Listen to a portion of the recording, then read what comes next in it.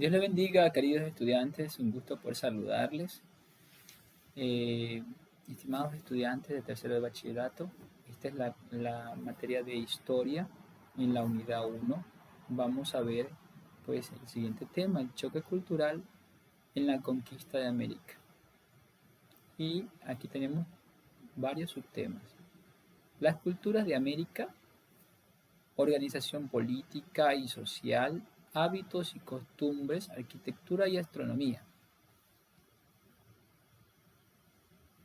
Tenemos aquí producción intelectuales significativas. Las civilizaciones precolombinas produjeron sus propias formas de entender la realidad mediante la observación de los fenómenos naturales y registro de esas experiencias. Fue así como en las culturas, las matemáticas, el calendario, la religión tenían estrechos vínculos, ya que las primeras servían para ordenar los conocimientos sobre la astronomía, lo que determinaba su calentamiento, la actividad, su calendario, la actividad agrícola y el culto. Los mayas, por ejemplo, utilizaban el cero. Al principio se logró esta civilización fue en el desarrollo de los conceptos del número cero, cerca del año 36 antes de Jesucristo. Para los mayas, el cero surgió como una necesidad dado que el sistema numérico era posicional, es decir, cada símbolo tenía un valor diferente de acuerdo a la posición a la que se encontraba dentro de la cifra. El cero era representado por un caracol. Como el valor de cada cifra es relativo al lugar que ocupa, se hacía imprescindible un signo que indicara la ausencia de la unidad. Pero a pesar de haber empleado el cero, parece que a los mayas no les interesaba el concepto de la cantidad nula. Por otro lado, tenemos a los incas. Los incas crearon un sistema de numeración posicional para representar números y registro de cantidades. Un conjunto de cuerdas con un nudo llamado quipu, en quichua chipu, que significa nudo. Cada quipu puede tener hasta 2 o 3 cordeles. A su vez, los nudos pueden ser divididos diversos tipos. El color de la cuerda indicaba lo que representa el número representado en dicha cuerda. El blanco para la plata, el amarillo para el oro y el rojo para los soldados. En cada cuerda se hacía un nudo para representar un número empleado. Un sistema posicional. Para representar el cero, no se hacía ningún nudo. Los aztecas y la forma de los números de maíz. El sistema de la numeración de los aztecas era vigesimal y de tipo aditivo. Se empleaban 4 símbolos básicos para los principales números, dado que la escritura era ideográfica, como la egipcia antigua. Los símbolos numéricos mayas también lo eran. Como el maíz era el principal cultivo de esta civilización, los símbolos numéricos estaban inspirados en ese cereal. Así, el 1 era la vaina del maíz, el 20 estaba representado por la bandera empleada por la marca de los límites de un terreno. Para 400 la figura era una planta de maíz o para una pluma, para los 8000 un costal. Entonces la forma de manejar de ellos era muy gráfica, muy imaginativa y tendría que, para uno averiguar eso, tiene que saber el contexto. Aritmética propia. Por otra parte, los aztecas desarrollaron un sistema de fracciones de unidad que les permitió calcular áreas de superficie en especies de terrenos agrícolas e inmobiliarios. No usaban cifras decimales, sino un sistema similar al inglés, en el que los pies y las pulgadas se pueden sumar por separado, pero también pueden convertirse en 12 pulgadas un pie.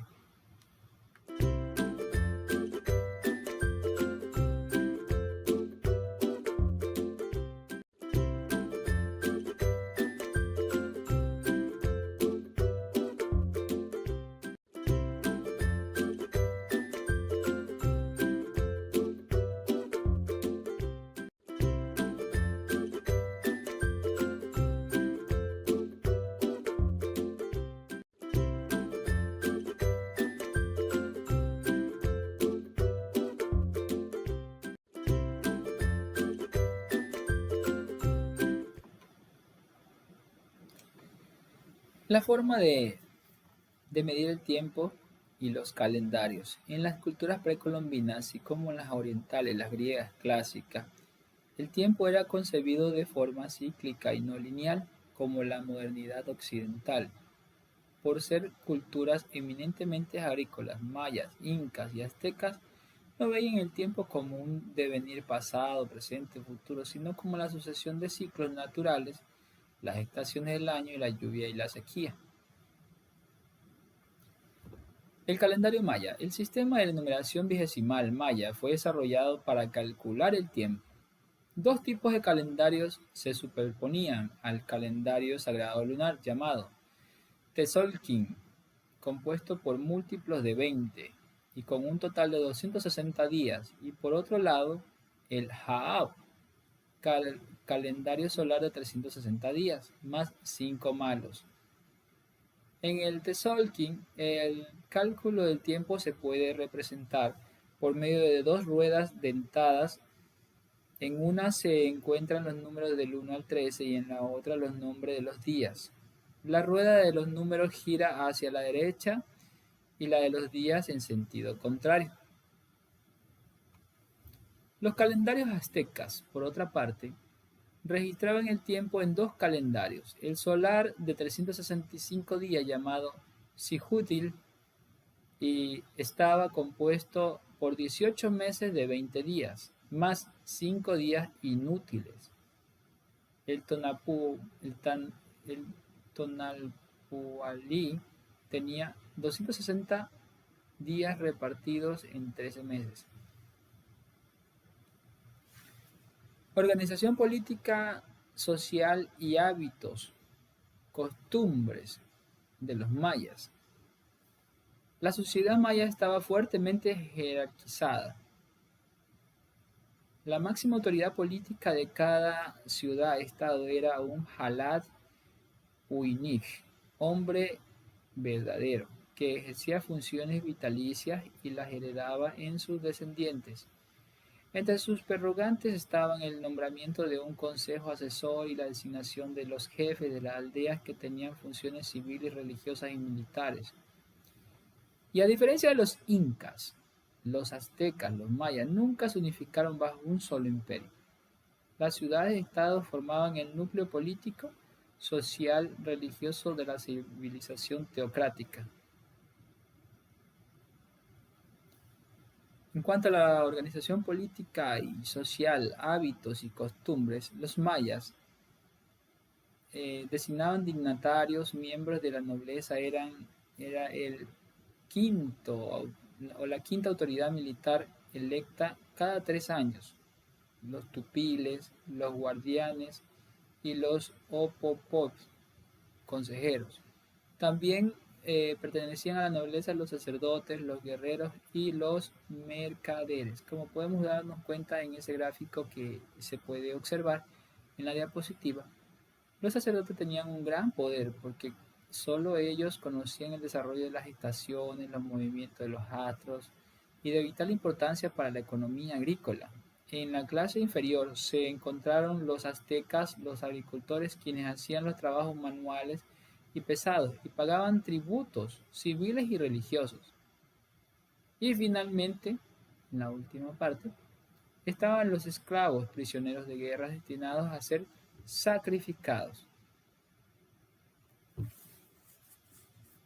El Inca descendiente del Sol. Los pueblos andinos fueron agrupados en un extenso imperio unificado política y culturalmente, el Tahuantinsuyo. La máxima autoridad era ejercida por el Inca, una especie de emperador que dirigía cada aspecto de la vida social. De la figura del Inca toma el nombre del imperio bajo su dominio Inca, y también como que el vocablo se denomina a las culturas andinas que se encontraban dentro de su jurisdicción. Además de tener características absolutistas, el gobierno hereditario del Inca era teocrático, pues era considerado descendiente y representante del dios Sol, y por tanto jefe de orden sacerdotal. En las estructuras estamental, por debajo del Inca se encontraba su familia, que conformaba la realeza y poseía las mejores tierras.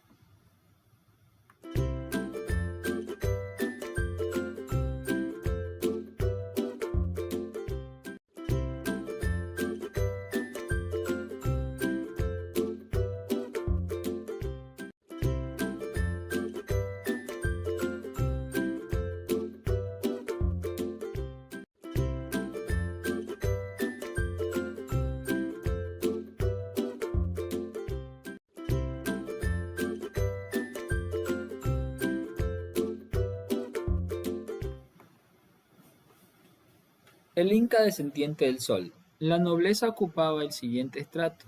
Entre ellos eran elegidos los funcionarios públicos y jueces de distintos rangos que juzgaban y sentenciaban de acuerdo a la gravedad del crimen. La razón por la que fue cometido, los antecedentes, la edad que cometía el delito. Por último, el pueblo era conformado por los Hatun, Runa, agricultores, artesanos, quienes trabajaban las tierras que le designaba el Estado y de forma gratuita, los emperador y la nobleza como forma de tributo. También trabajaban en las construcciones públicas, las minas, prestando servicio militar y ayudando a cualquier labor comunitaria. A este trabajo tributario se le conoce como mita. También el pueblo, los mitimaes eran utilizados como colonos, mientras que los yanaconas eran prisioneros de guerra, que podían ser utilizados como esclavos y destinados al sacrificio.